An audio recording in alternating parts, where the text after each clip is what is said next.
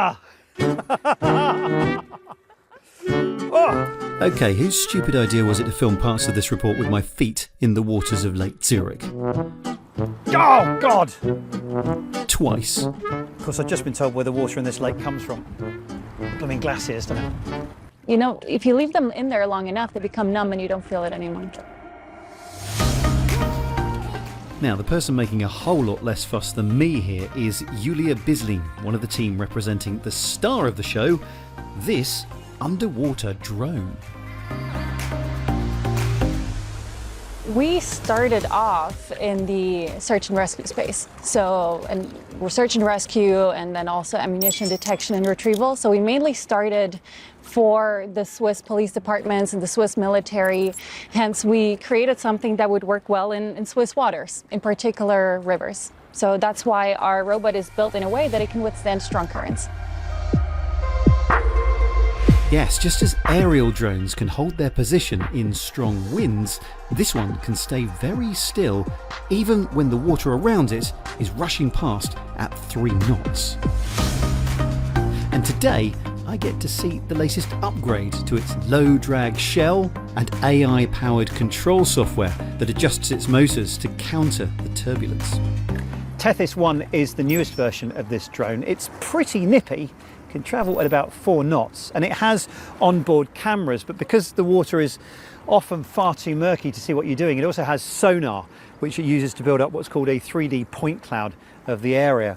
Some of the applications this is being pitched at include mapping, and today, underwater tow inspection. How are they looking? Blue? Actually, are they still there? I can't feel them. Oh, God. Oh. Time to take Tethys for a dive, and for me to avoid hypothermia. Take me on an adventure. Sure. Show me the sights. As is common in robotics these days, Andre is using a standard, familiar, and importantly, tried, tested and reliable games controller to steer the drone. What is this, a little fishing boat? Yeah, it's just a small fishing boat, nothing too crazy. It's pretty zippy.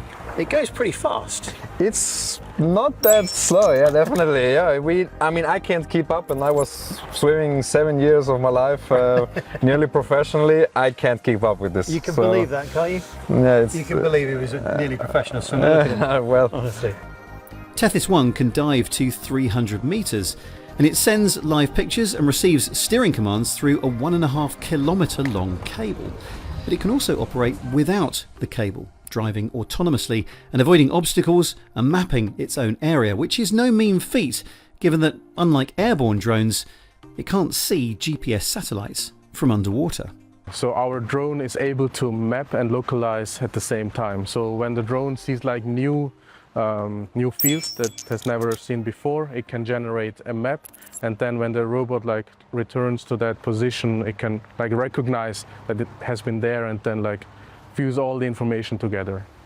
So, It's a bit like the vacuum cleaner robots. yeah, They do exactly, the same exactly. sort of Yeah, thing. yeah. It's more or less the same thing. Yeah. But just underwater. Okay. Yeah.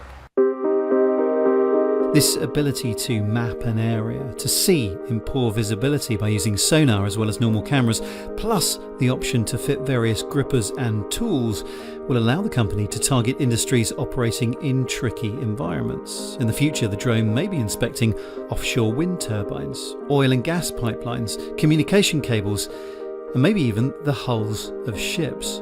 All areas that are hazardous even to the most highly skilled human divers. I just Is this fish, That's a fish, lot is of it? fish, yeah, exactly. Wow. Tethys is another example of what happens when students meet and study at university, in this case ETH in Zurich, and then decide to work together to take their research further.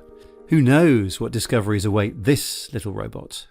There's a the chair. yeah. There's a chair.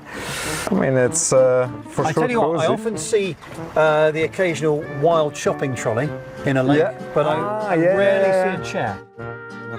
Now,